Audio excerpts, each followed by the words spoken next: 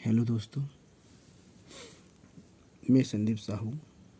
आज के इस वीडियो में कक्षा 12वीं के वस्तुनिष्ठ प्रश्नों के बारे में बताने जा रहा हूँ। इस यूनिट में हम देखेंगे कि लोहे का पराविद्युतांक कितना होता है, ऑक्सीजन का पराविद्युतांक कितना होता है, पेट्रोल का पराविद्युतांक कितना होता है, और साथ ही में आज आपको फेरेड और फेराडे में क्या अंतर है, इसके बारे में आपको बताने वाला हूँ। तो चलिए, आज का हमारा वीडियो है, तो हम चलते हैं पहले प्रश्न की ओर। अच्छा, 1 मिनट और, इस यूनिट से 5 अंक का एक क्वेश्चन आने वाला है। तो टोटल हमारे पास देखेंगे बेटा 7 अंक की ये यूनिट है, जिसमें से 2 अंक के ऑब्जेक्टिव आएंगे। तो हमने आज स्टार्ट किया है, तो चलते हैं हम पहले प्रश्न की ओर। तो चलिए, पहला प्रश्न आता है हमारे पास में, जैसा कि आपने देखा होगा कि धातु का पराविद्युतांक कितना होता है। तो ये धातु का पराविद्युतांक कितना होता है? Option A, B and C and D आपके पास ऑप्शन है। तो पहले हम ऑप्शन की बात करते हैं। 2,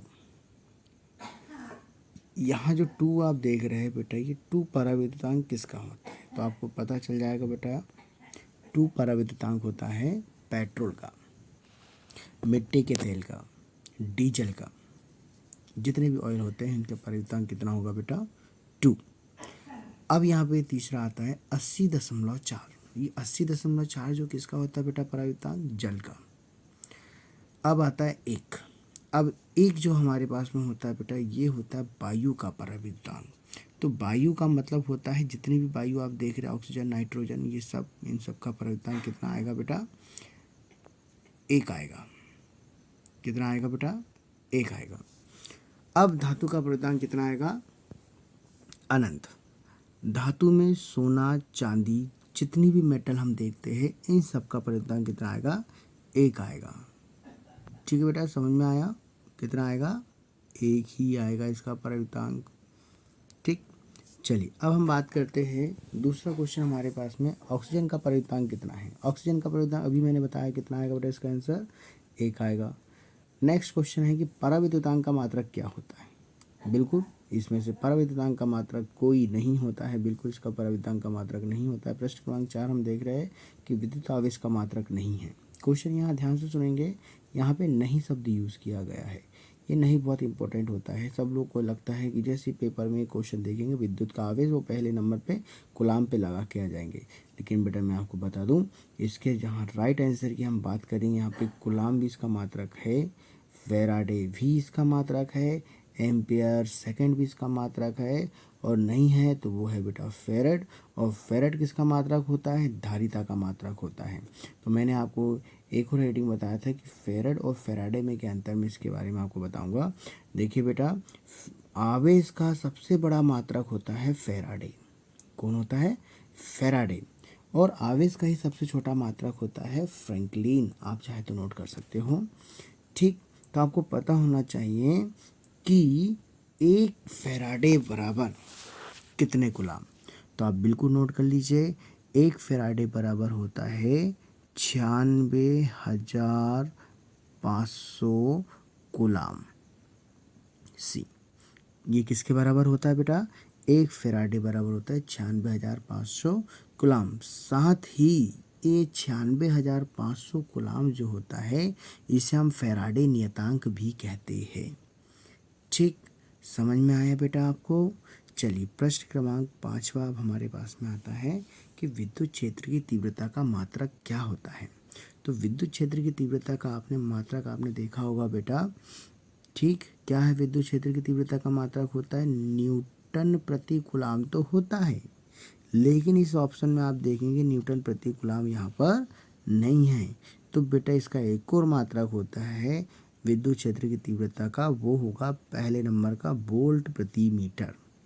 न्यूटन प्रति मीटर नहीं हो सकता, जूल प्रति कूलाम नहीं हो सकता, कूलाम प्रति न्यूटन नहीं हो सकता है। तो इसका आंसर कौन सा आ जाएगा? ए नंबर वाला हमारा क्या राइट आंसर होगा। चलिए, अगला प्रश्न हमारे पास में आता है प्रश्न क्रमांक 6। अब प्रश्न क्रमांक 6 आपको यहाँ देखने को मिल रहा है बेटा कि 1 कूलाम आवेश में इलेक्ट्रॉनों की संख्या क्या होती है। तो 1 कूलम्ब आवेश में इलेक्ट्रॉनों की संख्या क्या होगी बेटा, हम देखेंगे यहाँ पे पहला नंबर ऑप्शन में है, यह 1 कूलम्ब पर आवेश के मान को दर्शाता है। ये किसको दर्शाता है बेटा, ये हमको यहाँ दर्शाता है आवेश के मान को दर्शाता है। ठीक, दूसरा आता है 6.25 × 10⁻18, ये होती है 1 कूलम्ब आवेश में इलेक्ट्रॉनों की संख्या। ठीक, ये दो कुछ भी मान नहीं होते हैं, जो कि हमारा क्या है, रॉन्ग है। तो हमारा राइट आंसर क्या हो गया बेटा, यहाँ पे बी वाला राइट आंसर है। अगला क्वेश्चन आता है गोली चालक की धारिता का सूत्र क्या होता है। तो गोली चालक की धारिता का सूत्र होता है, ए वाला होगा 4π, इसे ε0r बोलेंगे। ठीक, तो ऐसा भी क्वेश्चन आता है गोली चालक की धारिता उसकी त्रिज्या की खालिस्तान गुनी होती है, तो उसका आंसर आएगा 4πε0। ठीक, ये भी हमारा राइट आंसर आ जाता है। अगला प्रश्न आता है प्रश्न क्रमांक 8, इससे रिलेटेड 4 क्वेश्चन बनते हैं बेटा। 2 प्रतिरोध से बनते हैं और 2 संधारित्र से बनते हैं। यदि हम 2 संधारित्र को श्रेणी क्रम में जोड़ते हैं तो प्रत्येक संधारित्र पर मान कितना होगा, मतलब किसका मान समान होगा। तो आपको पता होना चाहिए बेटा, श्रेणी क्रम की बात की जा रही है, तो श्रेणी क्रम में आवेश का मान समान होगा। किसका मान समान होगा, आवेश का मान समान होगा। और धारिता का श्रेणी क्रम क्या होता है, आपको पता होना चाहिए, 1/c बराबर 1/c1 प्लस 1/c2। ठीक, ये हमारा धारिता का श्रेणी क्रम दर्शाता है। इससे रिलेटेड अगला क्वेश्चन हमारे पास में आता है बेटा कि 2 संधारित्र को समांतर क्रम में जोड़ दिया जाए तो किसका मान समान रहेगा या नियत रहेगा। तो उसका आंसर क्या आएगा, विभव आता है। क्या आएगा बेटा, विभव। चलिए अगला प्रश्न हमारे पास में 9वें नंबर का है। 9वें नंबर का प्रश्न ये बोलता है कि वान डे ग्राफ जनित्र किस सिद्धांत पर कार्य करता है। तो वान डे ग्राफ जनित्र जो होता है बेटा, हम यहाँ पे एक एक को क्लियर करते हैं। आवेश संरक्षण के सिद्धांत पर, तो भैया देखो आवेश संरक्षण का सिद्धांत जो होता है, हमने सेकंड रूल पढ़ाए थे आपको, किरचॉफ का प्रथम नियम आधारित है। और बी वाला ऊर्जा संरक्षण के नियम पर किरचॉफ का दूसरा नियम आधारित है। व्हीटस्टोन सेतु जो है मीटर सेतु पर आधारित है, मतलब मीटर सेतु इस सिद्धांत पर आधारित है। लेकिन हमारा जो प्रश्न क्रमांक जो 9वां है, उसका राइट आंसर होगा नुकीले सिरों के सिद्धांत पर कार्य करता है। किस पर, नुकीले सिरों के सिद्धांत पर कार्य करता है। प्रश्नों की संख्या ज़्यादा है। प्रश्न क्रमांक 10, प्रश्न क्रमांक 10, अब डायरेक्ट आंसर आपके सामने दिख रहा है स्क्रीन पर कि 1 कूलम्ब बराबर खालिस्तान स्थित कूलम्ब। तो इसका राइट आंसर क्या हो जाएगा बेटा, 3 × 10⁹। ठीक, अगला है कि 1 कूलम्ब आवेश से होकर गुजरने वाली कुल बल रेखाओं की संख्या, ये गॉस का प्रमेय है। क्या है बेटा, 1/ε0 या 1.13 × 10⁻11। ये पेपर में पूछा गया था 2017 में।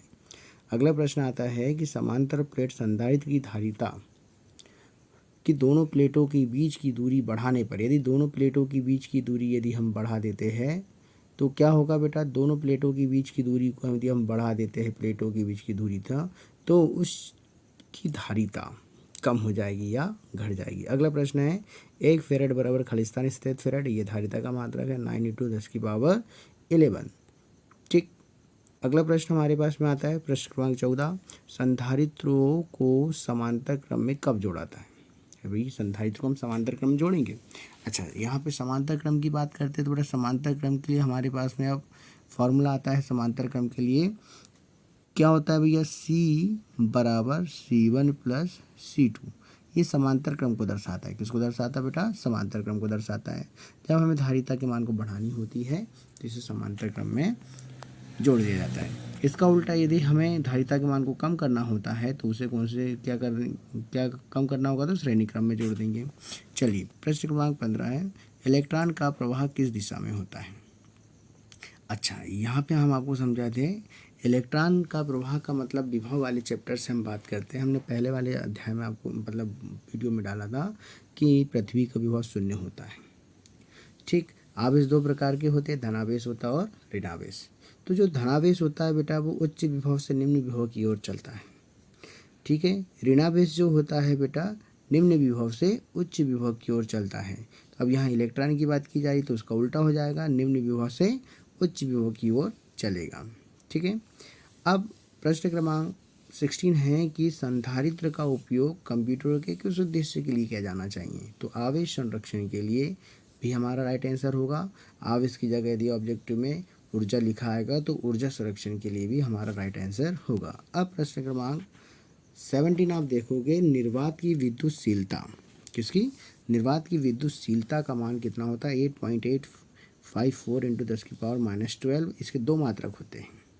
कौन कौन से दो मात्रक आप देख रहे हैं? एक है फेरेड मीटर और दूसरा आता है कूलाम स्क्वायर प्रति मीटर न्यूटन मीटर स्क्वायर। इसका भी सूत्र आप देख सकते हैं, ये आता है। विद्युत द्विध्रुव आघूर्ण का मात्रक क्या होता है? Coulomb metre. ये विद्युत द्विध्रुव क्या है बेटा? अदिश राशि है। कौन सी राशि है? अदिश राशि है, सॉरी सदिश राशि है। कौन सी राशि बेटा? ये सदिश राशि है। इसका मात्रक भी यहाँ से निकाल सकते हैं बेटा हम लोग। क्या निकाल सकते हैं? ATL इसका बीमी सूत्र हो जाएगा। ठीक, चलिए अगला प्रश्न आता है हमारे पास में 19 नंबर का है। चुंबकीय फ्लक्स का मात्रक होता है क्या बेटा? चुंबकीय फ्लक्स का मात्रक है। तो चुंबकीय फ्लक्स के मात्रक की हम बात करते बेटा यहाँ पे देखो, सॉरी चुंबकीय फ्लक्स की हम मात्रक की बात करते बेटा यहाँ पे दो मात्रक आपके सामने देख रहे हो आप। ठीक है, तो चलिए क्या मात्रक हो जाएगा भैया हमारे चुंबकीय फ्लक्स का? न्यूटन मीटर स्क्वायर प्रति कूलाम। और दूसरा होता है वोल्ट मीटर। यहाँ पे देखो वोल्ट मीटर आ रहा है, जबकि इससे पहले हमने वोल्ट प्रति मीटर पढ़ा था। ये क्या है? Volt meter. वोल्ट प्रति मीटर किसका होगा? विद्युत क्षेत्र की तीव्रता का होगा। लेकिन वोल्ट मीटर किसका होगा? चुंबकीय फ्लक्स की, सॉरी चुंबकीय फ्लक्स नहीं, विद्युत फ्लक्स है। यहाँ पे क्या है? ये विद्युत फ्लक्स की बात की जा रही है। ठीक है, चलिए नेक्स्ट अगला है। एक वोल्ट बराबर खालिस्तानी स्थित वोल्ट तो 1/300। क्या आएगा इसका आंसर? 1/300। विद्युत बल रेखाएं और समविभव के बीच का कोण कितना होता है? 90 डिग्री होता है। या विद्युत बल रेखाएं समविभव पृष्ठ के लंबवत होती हैं। अगला प्रश्न आता है कि दो विद्युत बल रेखा एक दूसरे को कब नहीं काटेगी? अरे भाई कभी नहीं काटेगी। हमने पढ़ा है कि विद्युत बल रेखा धन सिरे से निकल ऋण सिरे की ओर चलती है। अगला आता है प्रश्न क्रमांक 23। देखेंगे खालिस्तान एक ऐसी युक्ति जिसकी सहायता से किसी चालक के आकार या आयतन में बिना कोई परिवर्तन के वृद्धि की जा सकती है, उसकी दायित्व बढ़ाई जा सकती है। तो इसका आंसर क्या आ जाएगा? संधारित्र। प्रश्न क्रमांक 24 है। इलेक्ट्रॉन का विराम द्रव्यमान कितना होता है? ये पूछा गया था बेटा 2018 के एग्जाम में पूछा गया था कि इलेक्ट्रॉन का विराम द्रव्यमान कितना होता है? 9.1 इंटू 10⁻³ किलोग्राम।